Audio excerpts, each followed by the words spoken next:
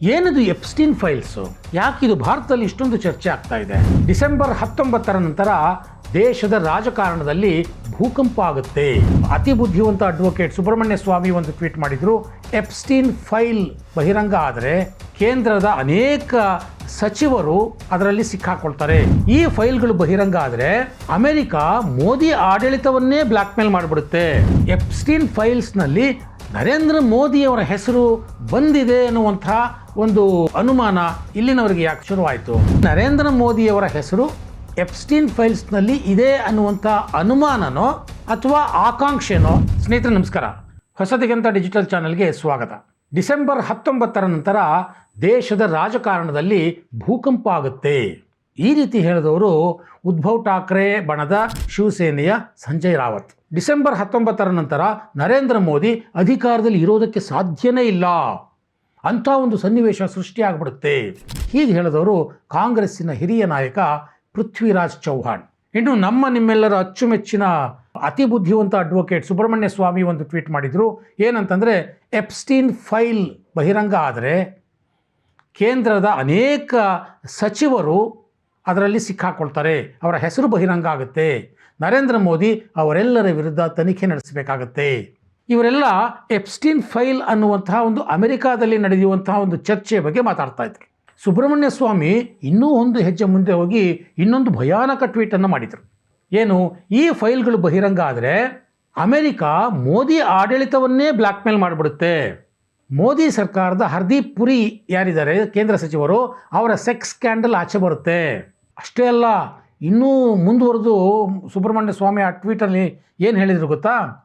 ನರೇಂದ್ರ ಮೋದಿ ಏನೋ ಬ್ರಹ್ಮಚಾರಿ ಅಂತ ಹೇಳ್ಕೊಳ್ತಾರೆ, ಆದರೆ ಗೊತ್ತಿದ್ದೋ ಗೊತ್ತಿಲ್ಲದೆಯೋ ನರೇಂದ್ರ ಮೋದಿ ಯುವತಿಯರ ಸಹವಾಸ ಮಾಡಿಬಿಟ್ಟಿದ್ದಾರೆ.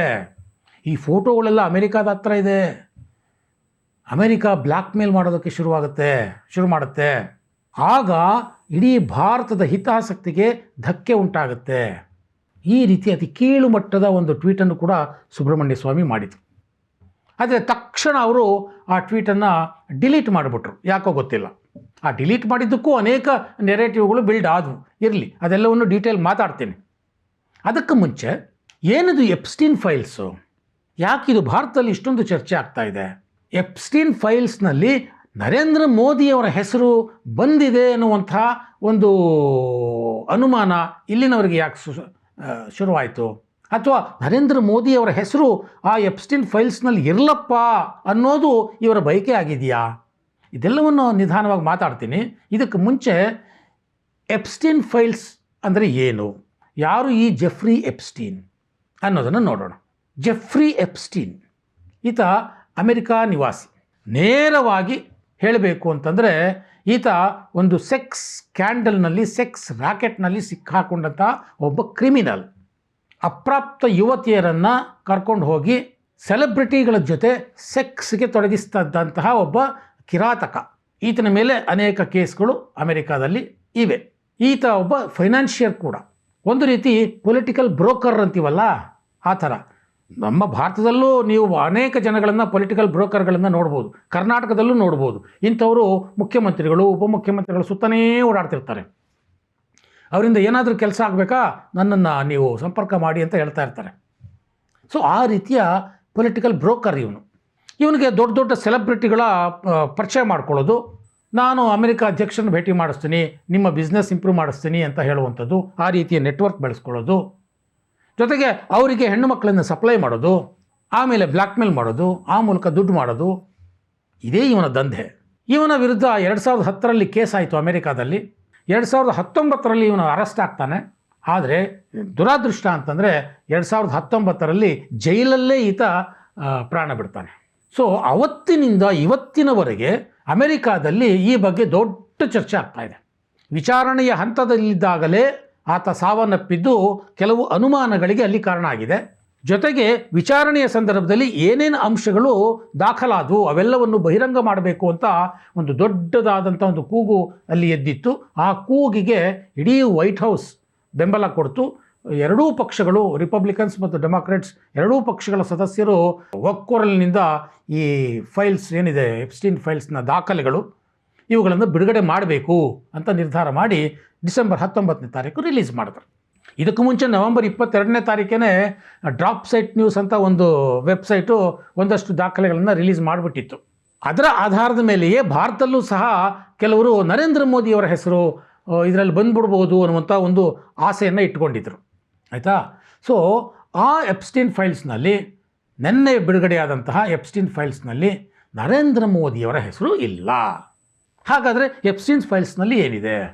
ಅಮೆರಿಕಾದ ಮಾಜಿ ಅಧ್ಯಕ್ಷ ಬಿಲ್ ಕ್ಲಿಂಟನ್ ಹೆಸರಿದೆ, ಮೈಕೆಲ್ ಜಾಕ್ಸನ್ ಹೆಸರಿದೆ, ಡೊನಾಲ್ಡ್ ಟ್ರಂಪ್ ಮತ್ತು ಜೆಫ್ರಿ ಎಪ್ಸ್ಟೀನ್ ಒಟ್ಟಿಗೆ ಇರುವಂಥ ಫೋಟೋ ಇದೆ, ಡೊನಾಲ್ಡ್ ಟ್ರಂಪ್ ಹುಡುಗಿಯರ ಜೊತೆ ಲಲ್ಲೆ ಹೊಡಿತಾ ಇರುವಂಥ ವಿಡಿಯೋ ಇದೆ, ಬಿಲ್ ಕ್ಲಿಂಟನ್ ಈಜುಕೊಳದಲ್ಲಿ ಅರೆನಗ್ನರಾಗಿ ಯುವತಿಯರ ಜೊತೆ ಈಜಾಡ್ತಿರುವಂಥ ಫೋಟೋ ಇದೆ, ಇನ್ನು ಅನೇಕ ಫೋಟೋಗಳಿವೆ, ಬೇಕಾದಷ್ಟಿದೆ.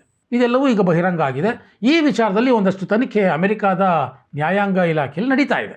ಈಗ ನಾನು ಸುಬ್ರಹ್ಮಣ್ಯ ಸ್ವಾಮಿಯವರ ವಿಚಾರಕ್ಕೆ ಬರ್ತೇನೆ. ಸುಬ್ರಹ್ಮಣ್ಯ ಸ್ವಾಮಿಯವರು, ನಾನು ಆಗಲೇ ಹೇಳಿದ್ನಲ್ಲ, ಆ ರೀತಿಯ ಕೀಳುಮಟ್ಟದ ಒಂದು ಟ್ವೀಟನ್ನು ಮಾಡಿದ್ರು. ತಕ್ಷಣವೇ ಅದನ್ನು ಡಿಲೀಟ್ ಮಾಡಿಬಿಟ್ರು. ಅವ್ರು ಯಾಕೆ ಡಿಲೀಟ್ ಮಾಡಿದ್ರು? ಒಂದಷ್ಟು ಇಕೋಸಿಸ್ಟಮ್ ಇಲ್ಲಿ ಆವಾಗ ಏನು ನೆರೆಟಿವ್ ಬಿಲ್ಡ್ ಮಾಡ್ತು ಅಂತಂದರೆ, ಸುಬ್ರಹ್ಮಣ್ಯ ಸ್ವಾಮಿಯವರ ಮೇಲೆ ನರೇಂದ್ರ ಮೋದಿ ಸರ್ಕಾರ ಒತ್ತಡ ಹೇರಿ ಆ ಟ್ವೀಟನ್ನು ಡಿಲೀಟ್ ಮಾಡಿಸಿದೆ ಅಂತ. ಸುಬ್ರಹ್ಮಣ್ಯ ಸ್ವಾಮಿಯವರು ನರೇಂದ್ರ ಮೋದಿಯವರ ಒತ್ತಡಕ್ಕೆ ಮಣಿದು ಆ ಟ್ವೀಟನ್ನು ವಾಪಸ್ ತಗೊಳ್ತಾರೆ ಅಂತಂದರೆ, ಸುಬ್ರಹ್ಮಣ್ಯ ಸ್ವಾಮಿಯವರು ಬೇರೆ ಬೇರೆ ರೀತಿಯಲ್ಲಿ ಮೋದಿ ವಿರುದ್ಧ ಟ್ವೀಟ್ಗಳನ್ನು ಮಾಡ್ತಾನೇ ಇರಲಿಲ್ಲ ಅಲ್ವಾ? ಅಥವಾ ಟ್ವಿಟರ್ ಅಂದರೆ ಎಕ್ಸೇ ಈ ಟ್ವೀಟನ್ನು ಡಿಲೀಟ್ ಮಾಡಿದೆಯಾ ಗೊತ್ತಿಲ್ಲ.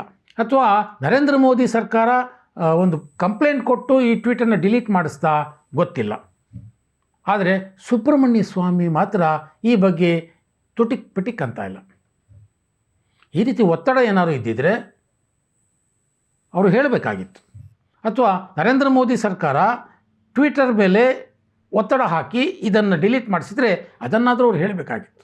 ಇದುವರೆಗೆ ತುಟಿಕ್ ಪಿಟಿಕ್ ಅಂದಿಲ್ಲ ಸುಬ್ರಹ್ಮಣ್ಯ ಸ್ವಾಮಿ. ಸೊ ಸುಬ್ರಹ್ಮಣ್ಯ ಸ್ವಾಮಿಯವರ ಸ್ವಭಾವವೇ ಹಾಗೆ ಸ್ನೇಹಿತರೆ. ಇದನ್ನು ನಾವು ನ್ಯಾಷನಲ್ ಹೆರಾಲ್ಡ್ ಕೇಸ್ನಲ್ಲಿ ನೋಡಿಬಿಟ್ಟಿದ್ದೇವೆ. ವಾಸ್ತವವಾಗಿ ನ್ಯಾಷನಲ್ ಹೆರಾಲ್ಡ್ ಕೇಸನ್ನು ಬಯಲಿಗೆ ತಂದವರೇ ಸುಬ್ರಹ್ಮಣ್ಯಂ ಸ್ವಾಮಿ. ಆಗ ಅವರು NDA ಜೊತೆ ಚೆನ್ನಾಗಿದ್ದರು. ನರೇಂದ್ರ ಮೋದಿ ಸರ್ಕಾರ ಬಂದ ಮೇಲೆ ಇವರನ್ನು ರಾಜ್ಯಸಭಾ ಸದಸ್ಯರನ್ನಾಗಿ ಮಾಡಿತು. ಅಷ್ಟೂ ದಿನ ಅವರು ನ್ಯಾಷನಲ್ ಹೆರಾಲ್ಡ್ ಕೇಸ್ ವಿರುದ್ಧ ತಮ್ಮ ಹೋರಾಟವನ್ನು ಲೀಗಲಿ ಮುಂದುವರಿಸಿದರು. ಯಾವಾಗ ನರೇಂದ್ರ ಮೋದಿ ಸರ್ಕಾರ ಅವರನ್ನು ಹಣಕಾಸು ಸಚಿವರನ್ನಾಗಿ ಮಾಡಲಿಲ್ವೋ, ಅಥವಾ ಅವರಿಗೆ 2ನೇ ಬಾರಿಗೆ ರಾಜ್ಯಸಭೆಯ ಅವಕಾಶವನ್ನು ನಿರಾಕರಿಸಿದ್ರೋ, ಆಗ ಸುಬ್ರಹ್ಮಣ್ಯಂ ಸ್ವಾಮಿಯವರು ನರೇಂದ್ರ ಮೋದಿಯವರ ವಿರುದ್ಧ ಮಾತನಾಡಲಿಕ್ಕೆ ಪ್ರಾರಂಭ ಮಾಡಿದ್ರು ಅನ್ನೋದು ರಾಜಕೀಯ ಪಂಡಿತರ ವಾದ. ಅದಾದ ನಂತರದಲ್ಲಿ ತಾವೇ ಬಹಿರಂಗಪಡಿಸಿದಂತಹ ನ್ಯಾಷನಲ್ ಹೆರಾಲ್ಡ್ ಕೇಸ್ ಇರ್ಬೋದು, Rahul Gandhi British citizenship case ಇರ್ಬೋದು, ಈ ಕೇಸ್ಗಳಲ್ಲಿ ಸುಬ್ರಹ್ಮಣ್ಯ ಸ್ವಾಮಿಯವರು ಉಲ್ಟಾ ಹೊಡೆದು ಡ್ರಾಮಾ ಆಡಿಬಿಟ್ರು. ಇದನ್ನು ಹೇಳಿದವರು ಬೇರೆ ಯಾರೂ ಅಲ್ಲ, ವಿಘ್ನೇಶ್ ಶಿಶಿರ್. ರಾಹುಲ್ ಗಾಂಧಿಯವರ ಸಿಟಿಸನ್ಶಿಪ್ ವಿರುದ್ಧ ಲೀಗಲಿ ಹೋರಾಟ ಮಾಡ್ತಿದ್ದಾರಲ್ಲ, ಅವರು ಹೊಸದಿಗಂತದ ಒಂದು ಸಂದರ್ಶನದಲ್ಲಿ ಹೇಳಿದರು ಸುಬ್ರಹ್ಮಣ್ಯಂ ಸ್ವಾಮಿ ಹೇಗೆ ಉಲ್ಟಾ ಹೊಡೆದ್ರು ಆ ಕೇಸ್ನಲ್ಲಿ ಅಂತ. ಹೀಗೆ ಏನೋ ಒಂದು ಹೇಳಿಕೆ ಕೊಡೋದು, ಉಲ್ಟಾ ಹೊಡೆಯೋದು ಸುಬ್ರಹ್ಮಣ್ಯ ಸ್ವಾಮಿಯವರಿಗೆ ಹೊಸದೇನೂ ಅಲ್ಲ ಅನ್ನೋದು ಈ ಮೂಲಕ ಗೊತ್ತಾಗುತ್ತೆ. ಈ ಎಪ್ಸ್ಟೀನ್ ಫೈಲ್ಸ್ನಲ್ಲಿ ನರೇಂದ್ರ ಮೋದಿಯವರ ಹೆಸರು ಇರಬೇಕಾಗಿತ್ತಲ್ವಾ? ಎಂಥ ಕೆಲಸ ಆಯಿತು ಅಂತ ಕೈ ಹಿಸುಕೊಳ್ತಾ ಇರುವಂಥ ಸಂಖ್ಯೆ ಭಾಳ ದೊಡ್ಡದಿದೆ ಭಾರತದಲ್ಲಿ. ಇನ್ನೊಂದಷ್ಟು ಜನ ನಿರೀಕ್ಷಣೆ ಇದೆ. ಈಗ ಸ್ವಲ್ಪವೇ ಡಾಕ್ಯುಮೆಂಟನ್ನು ರಿಲೀಸ್ ಮಾಡಿದ್ದಾರೆ, ಮುಂದಿನ ಕಂತಿನಲ್ಲಿ ನರೇಂದ್ರ ಮೋದಿಯವರ ಹೆಸರು ಬರ್ಬೋದೇನೋ ಅನ್ನೋ ನಿರೀಕ್ಷೆಯಲ್ಲಿ ಇನ್ನಷ್ಟು ಲೇಖನಗಳನ್ನು ಬರೆಯೋದಕ್ಕೆ, ಇನ್ನಷ್ಟು ವಿಡಿಯೋಗಳನ್ನು ಮಾಡೋದಕ್ಕೆ ಈ ಇಕೋಸಿಸ್ಟಮ್ ಸಿದ್ಧ ಆಗ್ತಿರುತ್ತೆ. ಒಟ್ಟಾರೆಯಾಗಿ ನರೇಂದ್ರ ಮೋದಿಯವರ ಹೆಸರು ಎಪ್ಸ್ಟೀನ್ ಫೈಲ್ಸ್ನಲ್ಲಿ ಇದೆ ಅನ್ನುವಂಥ ಅನುಮಾನನೋ ಅಥವಾ ಆಕಾಂಕ್ಷೆನೋ ಇವರದ್ದು ಅನ್ನೋದು ನೀವೇ ನಿರ್ಧರಿಸಬೇಕು. ಒಟ್ಟಾರೆಯಾಗಿ ಎಪ್ಸ್ಟೀನ್ ಫೈಲ್ಸ್ ಏನೋ ಒಂದು ಭೂಕಂಪ ತಂದು ಬಿಡುತ್ತೆ ಭಾರತದ ರಾಜಕಾರಣದಲ್ಲಿ ಅಂತ ನಿರೀಕ್ಷೆ ಮಾಡಿದವರಿಗೆ ಸದ್ಯಕ್ಕಂತೂ ನಿರಾಶೆ ಆಗಿದೆ. ಮುಂದಿನ ದಿನಗಳಲ್ಲಿ ಇನ್ನಷ್ಟು ಡಾಕ್ಯುಮೆಂಟ್ ಏನಾದರೂ ಬರುತ್ತಾ, ಬಂದ ನಂತರದಲ್ಲಿ ಇವರ ನಡವಳಿಕೆಗಳು ಹೇಗಿರುತ್ತೆ ಅನ್ನೋದು ಕುತೂಹಲಕರವಾದಂಥ ವಿಚಾರ.